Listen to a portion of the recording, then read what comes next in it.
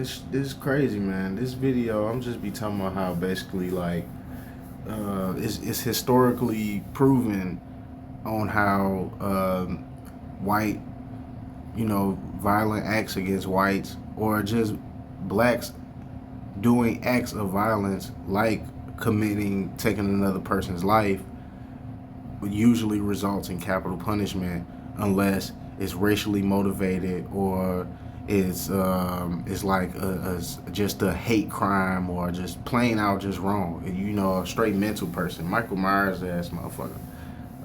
Carmelo Anthony ain't deserved it. They was at a sports event. It started raining. They went to a tent. All athletes were told to go to a tent to take cover, and he did that. He did so, and I'm like, even I work in public, and I see how a lot of the little the younger generation white boys act. They don't act rock and roll. They act hip hop. Everybody acts any viral TikTok video you see or something like that in the school, kids jumping around, dancing, whatever.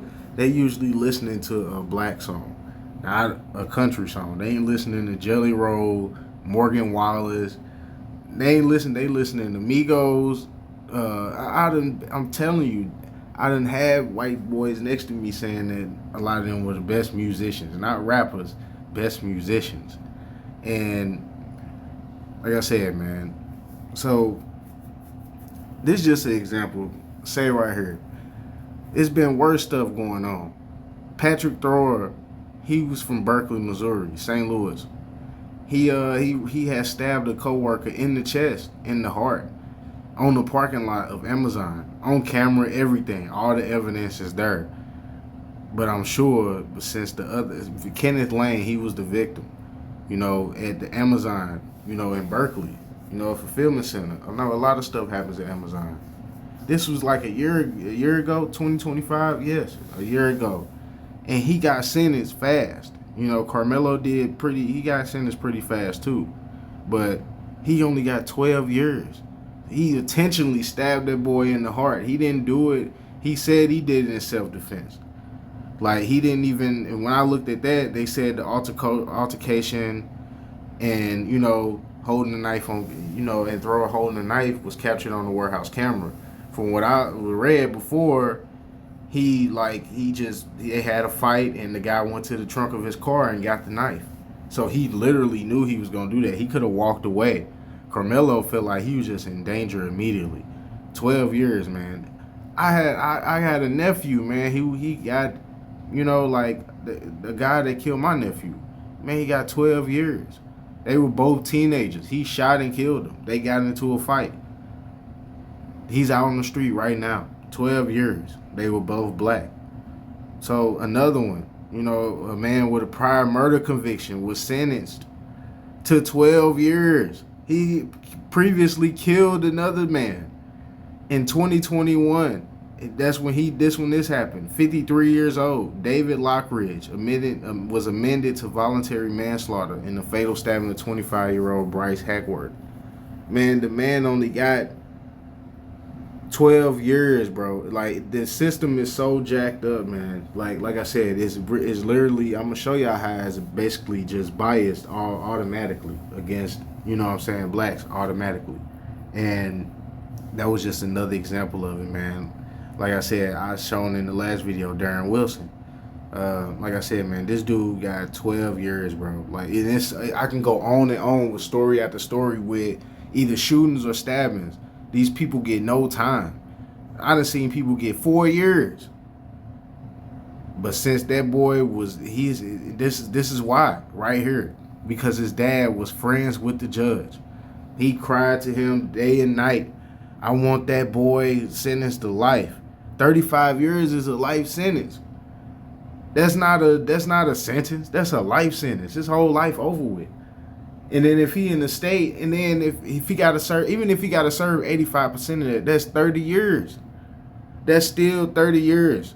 Even if it's 28 to 30 years, that's still over 25 years. 25 years is a life sentence in any state. I know it's different in Texas, But man, this is why he got sentenced to that hefty sentence, because his dad was friends with the judge. It's just crazy, man. And they knew. They like, oh, he got the hair and the face to match. We gonna make an example out of him. Listen, there go another one. These two brothers here, man, they got into it with a Hispanic guy in Kansas City, outside a convenience store. One of the brothers, the bigger brother, he swung on him. They had a traffic incident, and both of the guys, they stopped at the gas station. They ended up at the gas station, and Emmanuel Hernandez, he was the guy that they got it before they got in the store. The bigger guy, the bigger brother in the picture, he slapped him, and he shot both of the brothers, killed them in the store. They said he was driving the wrong way. They said Taylor Garrett struck Hernandez in the face outside the store. He ain't been sentenced yet. This was 2025. This was after the other incident, the stabbing incident at Amazon last year. Hernandez drew his handgun, shot both of them down the aisle. But he only got charged for one of the brothers' deaths and manslaughter. It's crazy, man. Like, this shit crazy, dude. Like, and you ain't even gotta be white to get away with it. As long as you kill a black person, you ain't gonna get no time for real, bro. This is historically proven. And the execution of a white person for murder of a black person was historically so rare that it was often practically non-existent for decades in many states. Modern capital punishment tracking indicates that, and you know what I'm saying, like, this is just crazy. These are examples of people who, in Texas, Larry Allen Hayes was the first white person to be executed in the state of Texas for killing a black person. And but that's uncommon. It was so rare. Like you said, you see the dates, 91, 2017 in Florida. Mark James was the first white man executed for a black person murder. So, man, it's just systematically jacked up. And this was the last person, the last black person who was killed, who was executed, the last few of them. Marcellus Williams being one of them, wrongfully, being accused of killing, taking out a white woman in Kirkwood, Missouri, or whatever. And he got sentenced to death, man. They had a protest, signed petitions, all of that. That don't mean nothing no more. Byron Lewis, executed by Tennessee on August 5th, 2025, for the 1988 murders of a woman, Nashville woman, and her two young daughters. Now, some acts, you just gotta roll with the punches on it, man. If you got accused of it and you did some horrendous stuff, like, yeah, you kind of, I ain't saying nobody deserved to die, but indefinite incarceration is one of the things that should probably be introduced instead of the lethal injections and everything else. But these are like basically the last white people who were basically executed for killing a black person. John William King in Texas and Samuel Lee Smithers. And these were just the last ones, and they were only executed because of the acts that they committed. They did some crazy stuff. One of them, John Williams, I know, he killed James Byrd Jr. and he was part of a white supremacist group, and it was committed by 3 men. The other ones they got lesser sentences, the other 2, but he got sentenced to death. So, man, it's just, like I said, these just examples, man. So let me know what y'all think, man. It's just historically, I don't even know why people expect this to be any other way. Like, you just gotta stay away from being in those types of acts, man. Like, yeah, man. So, yeah.